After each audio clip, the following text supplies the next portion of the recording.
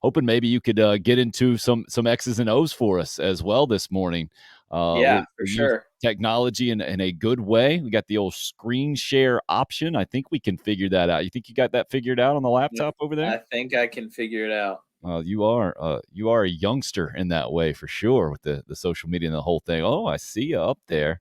Do you Let's, see this? yeah, I see that. Let's see if I can pop that right in there. Let's see. Oh, look at that.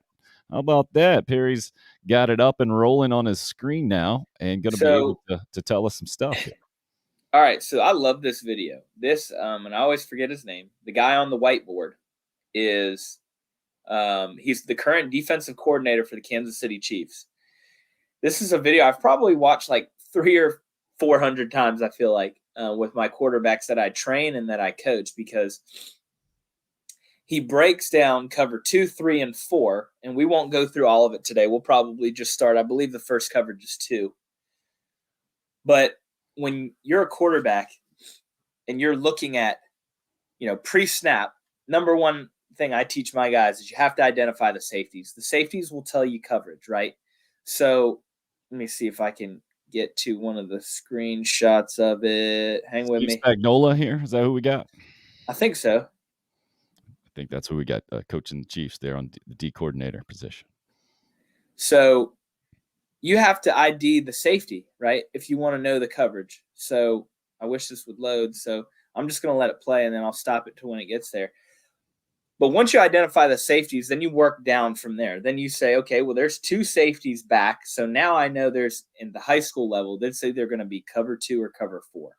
So what that means is cover 2, you're going to have 2 deep safety playing deep and off the hash to make sure that, they started with cover 3.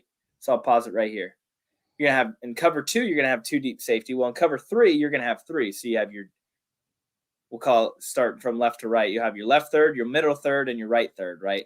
Right. So it took So, me a second. So the ball's where cover 3 is, right? Ball's yeah, going ball's in the down. middle of the field, right? Got So it. you got 3 down line because you got 3, 7, 11. Or no, 4, I'm sorry. 4 down, 4, I guess you call it technically like a 4-4 defense, and then 3 back. Got it. So as a quarterback, you have to know. I mean, this was the biggest thing that I learned playing for Coach Spurrier. This was the number one thing I learned as a collegiate quarterback versus high school, is like, it is so important to know what these guys are doing. It's almost more important to know what these guys are doing than your guys, right? I mean, to an extent, you obviously have to know your plays, but you have to know that when I see the middle of the field closed, right? You talk about middle of the field open and closed. Well, if you have a safety here and a safety here, and there's a gap between them, the middle of the field would be open. So when it's closed, typically you're going to see 2 coverages. You're going to see cover 3, like you see here, or man-to-man defense, cover 1 safety back. Everybody picks a guy and they play man. Well, here's kind of the thought process that you break it down in.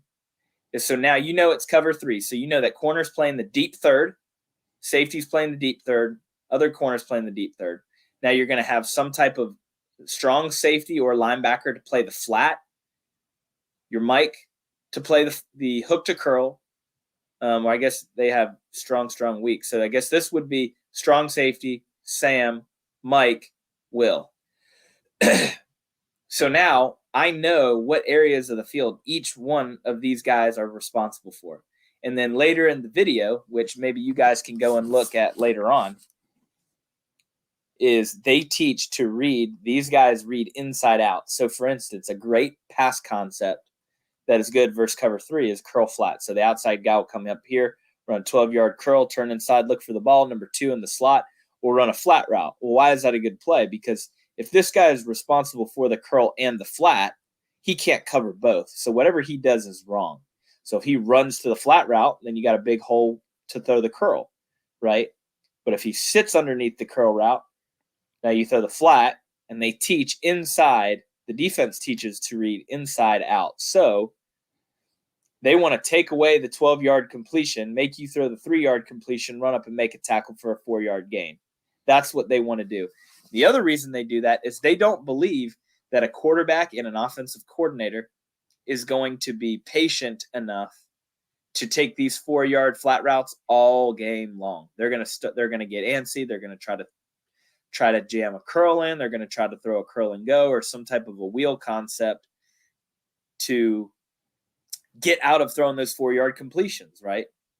Well, if you play soft and you run up and make good tackles, this can be a really good defense for this could be a really good coverage for a defense, right? So they'll talk here in a minute, and I want to let it run because I want to get to the point that that they have here. I may turn the volume on. Let me know if you can hear this, okay? Okay. Can you hear it? Low, really low. All right. You won't be able to hear it then because it's on full volume for my view. But what he's talking about is what he's drawn up right here is see how they're reading inside to out. So they're inside out. They're inside out. So now as a quarterback, if I know what the defense is thinking and doing, I know that I can keep my eyes on the flat, make him bite quicker so I get a more open read and an easier read to throw that curl route behind it. So it's so funny when I talk about playing quarterback and you talk about offense, and what made Coach Spurrier great is, I listened to that, I told you that podcast that Coach Beamer had last August. And it's so funny because what he talks about Coach Spurrier is the same way that I did. What Coach Spurrier was it was pure magic.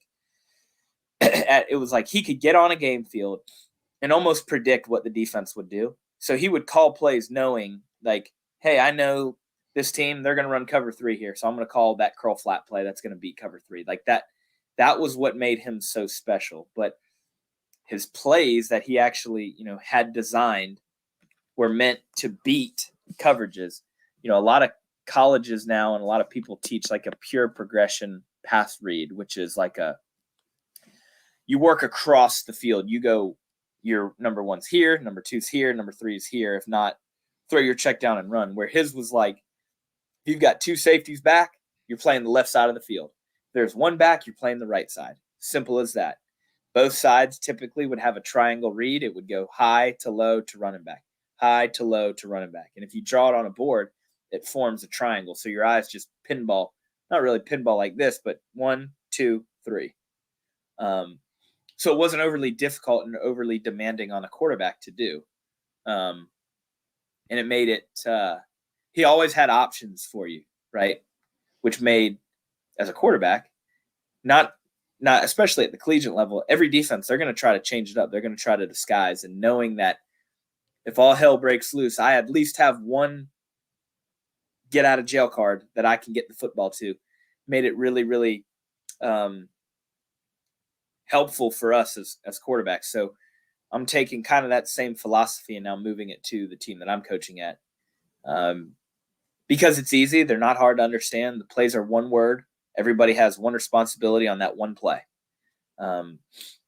Because at the end of the day, if you can get, whether it's NFL, college, high school, if you can get your athletes playing and not thinking and playing, take the thinking out of it for them and let them play, you're going to have a better chance of winning, because a lot of people are thinking and playing at the same time. No doubt. Because everybody wants to be everybody wants to be a guru. Everybody wants to come up with this unique play design and this unique protection and this unique thing that's going to hit that 1 home run versus that 1 coverage. Well, the reality is you need your guys consistently repping the same plays over and over again and executing them over and over and over again, which builds confidence. When you have athletes playing with confidence and playing free is when you get the most out of them. That's how you take kids that, people, you hear the term, oh, he's playing over his head. He's playing out of his ability. Well, I don't think that's necessarily true. I think that he's just playing free and playing with great confidence. You talk about athletes being in the zone. Well, that's the zone. The zone is, I'm confident that I've put in the hours and put in the preparation to give myself the best chance to succeed. And for somebody like myself, which I have to tell my high school kids, like, the majority of us are not freakish athletes that can just lace up the cleats and be the best player on the field. A lot of us have to prep. And I was telling the kid this at practice, and I went home, and my wife and I are moving to a new house. It's like a mile away from where it is, thank the Lord. But we're moving, and I found my notebook from my senior year at Carolina, from like my football notebook, like game plans and film and breakdown. And I came across in 2016, we played Georgia at home, and I think that was the last game I started. And I got an opportunity to play. It was a game that got moved from a Saturday night to a Sunday afternoon. There was a hurricane. I don't remember the name of it. Came up the East Coast. My parents had to evacuate Jacksonville. They stayed in the Hilton Garden downtown. Had my parents, my brothers, my sister, my dog, and my grandma all stayed in the hotel downtown Columbia. But going through my notes from that game, I mean, 5 pages front and back of, hey, if we're in this formation, these are the 3 coverages that we see. This is how they line up. And I would write it down, like the formation and the number of each individual, like number 18 is at corner, number 24 is at safety, so that way when I got on the field, I could look and be like, hey, there's 24, there's 19, there's 17, there's 92.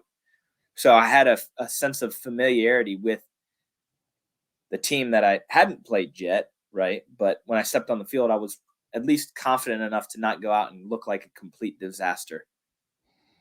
But that 2016 year was under Kurt Roper, right? Correct.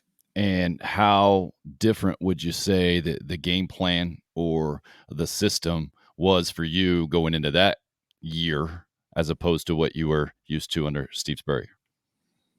Yeah, I think that Coach Roper is still, and I'll say this till the cows come home, is one of the best quarterback coaches that I've ever been around, ever talked to, ever had conversations with. I mean, the guy knew how to prepare you for a football game. The level of detail that he dove into of watching film and who does what and why they do it and understanding why they do it so you can execute and do this. He was as good as they come. I mean, he had unbelievable numbers at Duke, right? And sometimes things just don't work out and they don't mesh properly with schools and programs and the way programs are run. And I think that's just what happened here with his time. But with Coach Spurrier, his was more like when it came to game plan was high level. But the plays that you ran were very, very detailed. Like, let's call it if the ball's in the middle of the field, the outside receiver was going to be 2 yards outside the hash. Like not 3, not on the hash, 2. You're supposed to catch that seam ball versus cover 3, 18 to 20 yards down the field, 2 yards outside the hash. Because if you do that, you won't get crushed by the safety and gives the quarterback a big enough window to throw the football in.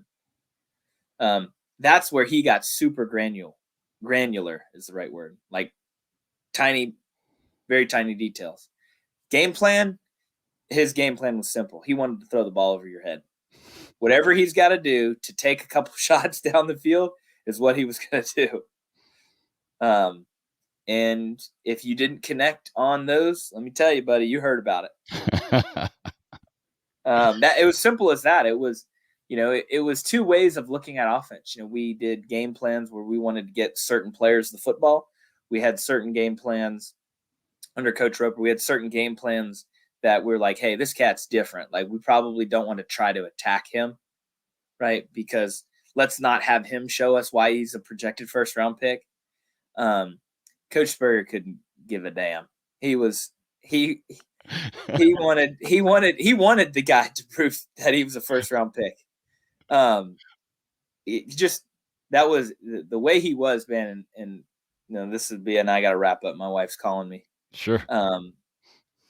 What makes Coach Spurrier so special, and it's been hard to kind of try to thumbtack one certain thing, but after some years of thinking and listening to other people talk, it makes sense. What made Coach Spurrier so good was not X's and O's. Yeah, it was his ability to play call. It wasn't his recruiting ability. That joker was confident. When he stepped on that field, he felt like he was going to win. And that confidence was contagious. Like, there's no question. I know we didn't win a lot of games that last year, but when you lined up on the ball field, and you saw that visor headset on the sideline and you're looking for the signal and he's got his play sheet, you got a shot, right? I don't care if you are 2-4 or 6-0 and you're playing Alabama on the road. You got a shot to win because he is going to throw that thing up, right? And so that's what I try to do. I try to echo that same type of confidence in the kids that I coach now.